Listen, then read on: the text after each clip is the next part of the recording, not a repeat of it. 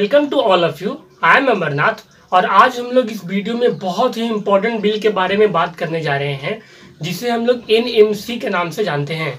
NMC stands for national medical commission bill. तो इस bill को चर्चा करने से पहले हम लोग इस बिल के हिस्ट्री के बारे में जानेंगे कि ये बिल कैसे आया, ये बिल कैसे एग्जिस्टेंस में आया। जैसा कि हम लोगों ने पिछले वीडियो में भी बात किया था एनसीआईएसएम बिल के बारे में। एनसीआईएसएम बिल में कि जब हम लोग वीडियो बनाए थे तो बहुत सारे लोगों ने क्वेश्चन पूछा था कि ब्रिज कोर्स के बारे में बतलाइए। तो ब्रिज कोर्स से रिलेटेड सारे डाउट्स आपको इसी बिल में क्लियर हो जाएंगे। तो NMC bill, national medical commission bill, तो इसकी हिस्ट्री क्या है।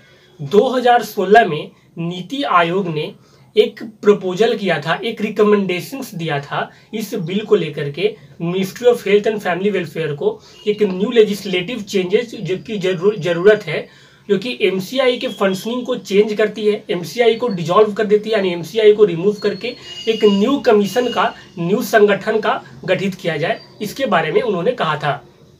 तो उनके प्रपोजल को देखते हुए जो नीति आयोग ने क्या क्या प्रपोजल दिया था, तो उनके प्रपोजल के आधार पर उन्होंने जो रिकमेंडेशंस किया था उसको एक बेसिस मानते हुए एक नया बिल को तैयार किया गया 2017 में। 29 दिसंबर 2017 में सबसे पहले लोकसभा में इस बिल को सामने रखा गया था। ध्यान रखें, अभी जो हम लोग डिस्कस करने जा रहे हैं जिस बिल के बारे में, वो एनएमसी 2017 में आई थी। एनएमसी 2017 में जो आई थी उसके बारे में भी हम लोग डिस्कस करने जा रहे हैं। उसके बाद हम लोग ये जानेंगे कि इसमें बहुत सारे चीज़ों को चेंजेस किया गया। इस एनएमसी में से बहुत विवाद हुआ, बहुत सारे मेडिकल फ्रेटर्निटी के लोगों ने इसका विरोध किया और फाइनली इस बिल में काफ़ी सारे चेंजेस के बाद एक नया बिल को, एनएमसी को फाइनली पास कर दिया गया। तो अभी जो हम लोग डिस्कस करने जा रहे हैं वो एनएमसी 2017 के बारे में डिस्कस करने जा रहे हैं। 29 दिसंबर 2017 को जो एनएमसी लोकसभा में सामने रखा गया था उसके कुछ की पॉइंट्स हैं, उसको हम लोग पहले डिस्कस कर लेते हैं। फिर इसमें क्या चेंजेस लाया गया उसके बारे में हम लोग बाद में डिस्कस करेंगे। तो एनएमसी सबसे पहले जो आई थी 2017 में, उसमें यह कहा गया था कि एनएमसी में टोटल 25 मेंबर्स होंगे, 25 मेंबर्स होंगे और ये जो 25 मेंबर्स हैं वो गवर्नमेंट अपॉइंट करेगी। गवर्नमेंट यानी कि अप्रूव करेगी इस 25 मेंबर्स को। पहले और क्या बोला गया था इस एनएमसी में? एनएमसी में इसमें यह बोला गया था कि इसमें बहुत सारे ऑटोनोमस बोर्ड्स होंगे, 4 ऑटोनोमस बोर्ड्स होंगे। कौन कौन से ऑटोनोमस बोर्ड होंगे? यूजीएमईबी यानी कि under graduate medical education board, PGMEB post graduate medical education board, MARB medical assessment and rating board and EMRB that is the ethical medical registration board. तो ये चारों बोर्ड जो है अपने अपने फील्ड में बिल्कुल ऑटोनोमस होकर के काम करेगी, ये बोला गया था। फिर और बोला गया था कि एक मेडिकल एडवाइजरी काउंसिल का गठन किया जाए जो मेडिकल फ्रेटर्निटी को एडवाइस देने का काम करेगी।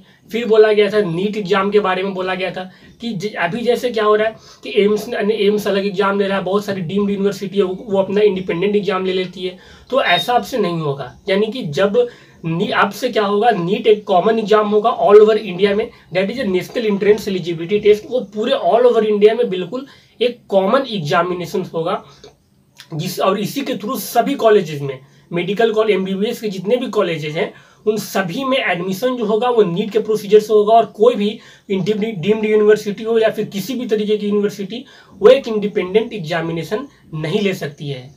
फिर उस बिल में बोला गया था एनएलई के बारे में, नेशनल लाइसेंसिएट एग्जामिनेशन के बारे में। ये लाइसेंसिएट एग्जामिनेशन सभी स्टूडेंट्स को लाइसेंस प्रदान करने का काम करेगा। जो फॉरेन में मेडिकल पढ़ के आ रहे हैं उनको भी ये एग्जाम पास आउट करना पड़ेगा। जो इंडिया में मेडिकल एजुकेशन है, जो इंडिया में जो एमबीबीएस कर रहे हैं उनको भी ये एग्जाम पास आउट करना पड़ेगा, तभी उनको लाइसेंस मिलेगा। और एनएलई को ही, नेशनल लाइसेंसिएट एग्जामिनेशन को ही पीजी में एडमिशन का एक मेरिट बना दिया जाए। इस बिल में और बोला गया था कि 40% जो सीट्स हैं, 40% of the seats of the medical colleges, private medical colleges, उसकी जो सीट्स की जो फीस है वो डिटरमाइन करेगी कौन? तो वो डिटरमाइन करेंगे आपके एनएमसी डिटरमाइन करेंगे 40% सीट जो मेडिकल कॉलेजेस की फीस है उसके बारे में। इस बिल में और बोला गया था स्टेट मेडिकल काउंसिल को गठन किया जाए, इसके बारे में ये बोला गया था। पहले क्या होता था कि एमसीआई के जो मेंबर्स थे वो इलेक्टेड मेंबर्स थे। एमसीआई में जो मेंबर्स थे वो इलेक्टेड मेंबर्स थे, वो मेडिकल फ्रेटर्निटी उनको इलेक्ट करती थी और एमसीआई के मेंबर बनते थे। लेकिन एनएमसी में ये बोला गया था, 2017 के बिल के बारे में हम लोग बात कर रहे हैं, उसमें ये बोला गया था कि अब जो एनएमसी के जो मेंबर होंगे वो इलेक्टेड मेंबर ना होकर के बल्कि गवर्नमेंट उनको अप्रूव्ड करेगी, उन मेंबर्स को गवर्नमेंट अप्रूव्ड करेगी कि कौन कौन से मेंबर जो एनएमसी में रहेंगे, ये बोला गया था। तो इसकी वजह से मेडिकल फ्रेटर्निटी के लोग काफ़ी ज़्यादा नाराज थे। नाराज वो क्यों थे? क्योंकि अगर गवर्नमेंट अप्रूव्ड करती है तो इसमें कहीं ना कहीं बहुत हद तक पॉलिटिक्स का इंटरफेरेंस यानी कि लेजिस्लेटिव का इंटरफेरेंस काफ़ी ज़्यादा बढ़ जाएगा। तो इससे मेडिकल फ्रेटर्निटी के जो लोग हैं वो काफ़ी ज़्यादा नाराज थे इस चीज़ को लेकर के। इस बिल में और क्या बोला गया था? ब्रिज कोर्स के बारे में। जैसा कि हम लोगों ने पिछले वीडियो जो बनाया था एनसीआईएसएम के ऊपर में, तो बहुत सारे लोगों ने ये सवाल पूछा था कि ब्रिज कोर्स के बारे में बताइए, ब्रिज कोर्स क्या होता है, इसके बारे में हमें बताइए। तो ब्रिज कोर्स एक्चुअली 2017 में आया था। 2017 की जो बिल है, 29 दिसंबर जो 2017 में जो ये बिल रखा गया था एनएमसी, उसमें लाया गया था।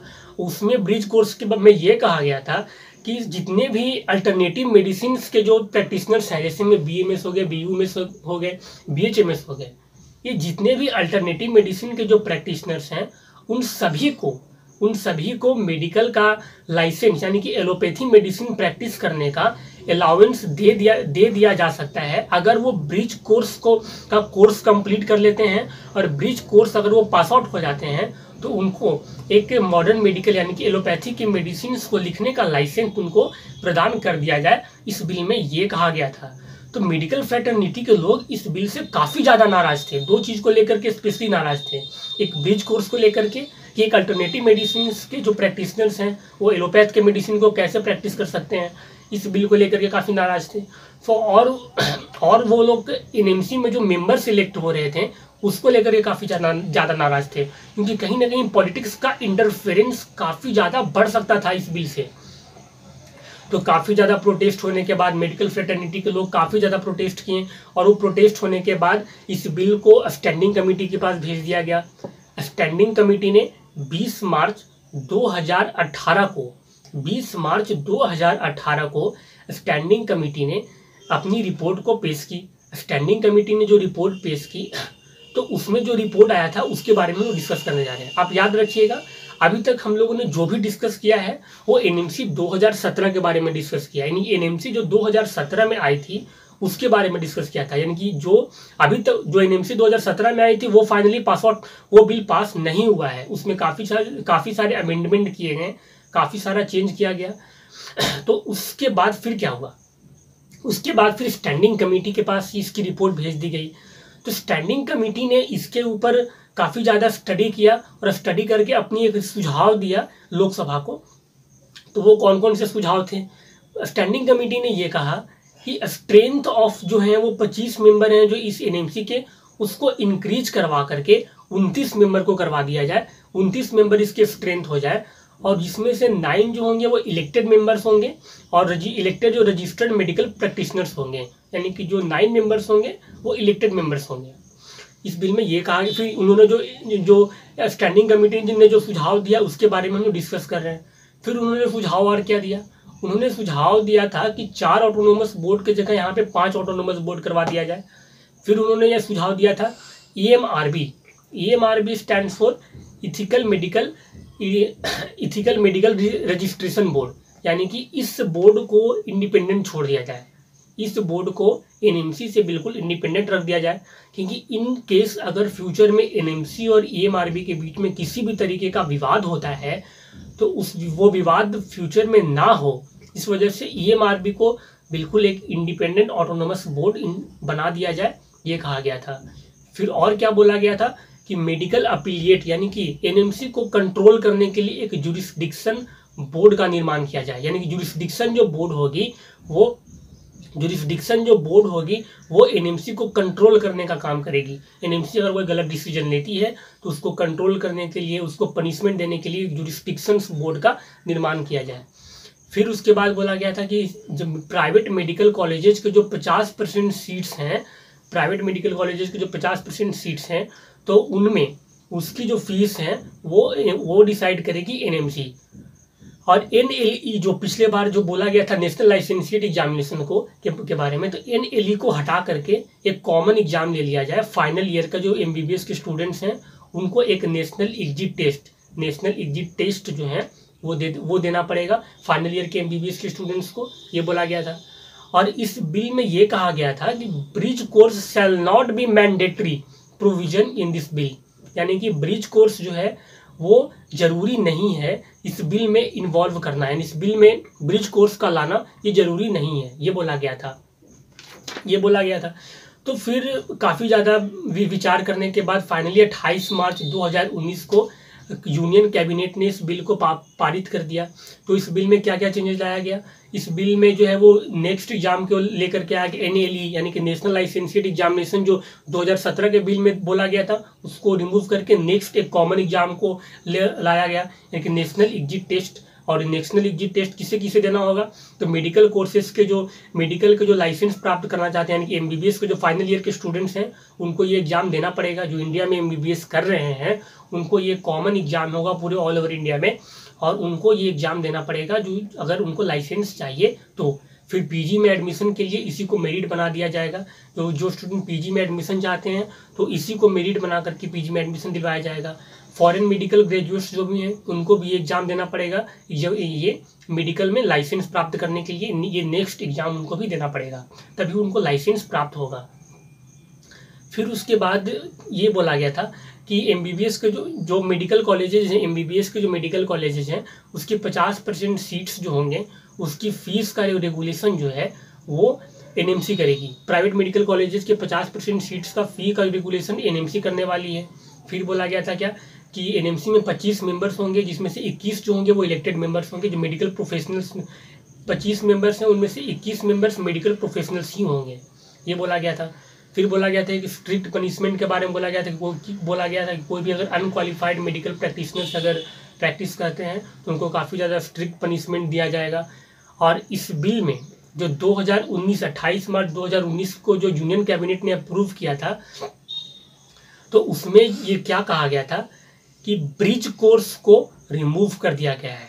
तो मैं आपको क्लियर कर दूं, जो आपने लास्ट वीडियो में कमेंट करके काफ़ी सारे लोगों ने क्वेश्चन पूछा था कि ब्रिज कोर्स के बारे में बतलाइए, तो ब्रिज कोर्स को पूरी तरीके से रिमूव कर दिया गया है। ब्रिज कोर्स का पूरी तरीके से खत्म हो चुका है, ब्रिज कोर्स का एग्जिस्टेंस अब खत्म हो चुका है। ब्रिज कोर्स इस बिल में कहीं भी इसका जिक्र नहीं किया गया है, यानी कि कोई भी मेडिकल अल्टरनेटिव मेडिसिन के जो प्रैक्टिशनर्स हैं वो अब मॉडर्न मेडिसिन यानी एलोपैथी को प्रैक्टिस नहीं कर सकते हैं, क्योंकि ब्रिज कोर्स को इसमें रिमूव कर दिया गया है पूरी तरीके से। और फाइनली लोकसभा में 29/7/2019 को एनएमसी पारित कर दिया गया। राज्यसभा में 1/8/2019 को इस बिल को पारित कर दिया गया। और एनएमसी संगठन का गठन यानी 25 सितंबर 2020 को एनएमसी को लागू कर दिया गया, यानी कि एमसीआई डिजॉल्व हो चुका है अब, और एनएमसी जो है वो प्रेजेंट टाइम में एक्टिव हो चुका है। एनएमसी 25 सितंबर 2020 को एक्टिव हो चुका है। Thank you so much.